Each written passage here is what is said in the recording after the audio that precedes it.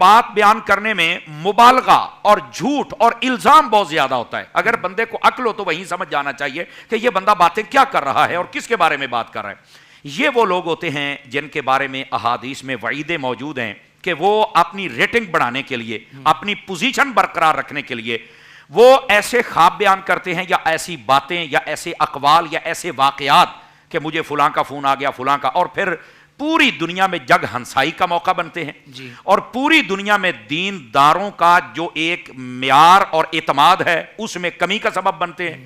لوگ اس پر پھر بعد میں میمز بناتے ہیں, اور اس کے بعد پھر وہ جن کی تعریف کر رہا ہے, جس پروگرام کی وہ تعریف کر رہا ہے, وہاں پر بیٹھنے والے وہ لوگ ہیں جو دینی اعتبار سے قابل اعتماد نہیں ہیں.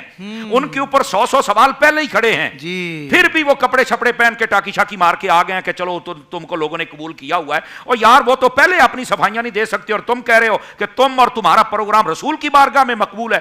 اگر رسول کی بارگاہ میں یہ رمضان میں مقبول ہے تو 11 مہینے تم گند میں کیوں پڑے رہتے ہو؟ تب تم قبول کیوں نہیں ہوتے ہو؟ خدا کا خوف کرنا چاہیے ایسے لوگوں کو. تم اتنی بڑی جسارت کرتے ہو نبی پاک صلی اللہ علیہ وسلم کے بارے میں, اور اگر کوئی بات ایسی کوئی اور کر دے تو اس کے خلاف تم جناب طوفان بدتمیزی کھڑا کرتے ہو, اور تم کرو تو تمہارے لیے سچی بات ہو جاتی ہے.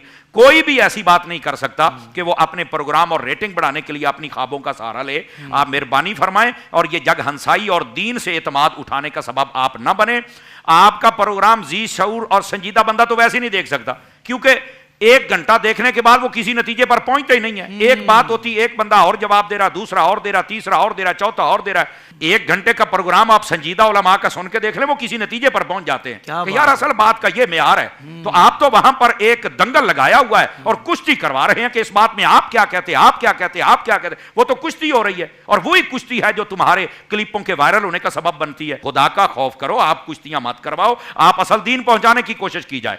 اور یہ اگر رویہ اختیار کیا جائے گا تو یقینی بات ہے نہ ہمارے ملک کے مفاد میں ہے, نہ مسلک کے مفاد میں ہے, نہ ملت کے مفاد کے اندر ہے, اور ایسی باتوں سے گریز کرنا چاہیے. میں آخری بات عرض کرتا ہوں, دیکھیے یہ جو باتیں نبی پاک علیہ السلام کی جانب منسوب کر کے, اللہ کی جانب منسوب کر کے, بزرگوں کی جانب منسوب کر کے بیان کرنا, یہ تو ویسے ہی منع ہے اور اس پر وعیدیں ہیں. اچھا جھوٹ ایک ایسی چیز ہے, ہر مذہب کے اندر اس کو مذمت کی نگاہ سے دیکھا جاتا ہے اور اس کی مذمت کی جاتی ہے. اور جھوٹ وہ شے ہے جس کے بولنے والے پر اللہ نے لعنت فرمایا اس جھوٹے پر لعنت ہے.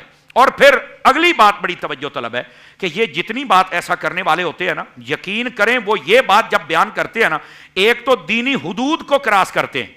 رمضان کے بعد آپ انہی کی پوسٹیں دیکھ لیں تو یہ اخلاقی حدود کراس کر کے بھی باتیں کر رہے ہوتے ہیں. یہ ان کا معیار ہے. رمضان شریف کے اندر گویا کہ وہ ایک مذہبی لبادہ اوڑھ کر اپنی پوسٹوں کو تو وہ پھیلانے کی کوشش کرتے ہیں, اور اس کے بعد وہ اپنے انداز کو لے کر وہ اخلاقی حدود سے کراس ہونے والی تصویریں باتیں وائرل کر کے تو وہ دنیاوی عشق مجازی کی باتیں پھیلا رہے ہوتے ہیں. تو کیا ہے معیار ایسے لوگوں کا؟ تو ان سے بچنا چاہیے. نہ دنیا کا فائدہ ہے, نہ دین کا فائدہ ہے, نہ ایمان کا فائدہ ہے, نہ اسلام کا فائدہ ہے, بلکہ جگ ہنسائی ہوتی ہے, اور ان چیزوں سے بچنا چاہیے ہم سب. بالکل صحیح, بالکل صحیح. زندگی کے تمام شعبوں میں دینی رہنمائی حاصل کرنے اور آخرت کو بہتر کرنے کے لیے ہمارے YouTube channel Islamic digital studio کو سبسکرائب کر لیں اور بیل آئیکن بھی پریس کر لیں. قرآن سے بھی ملاتا ہے ہمارا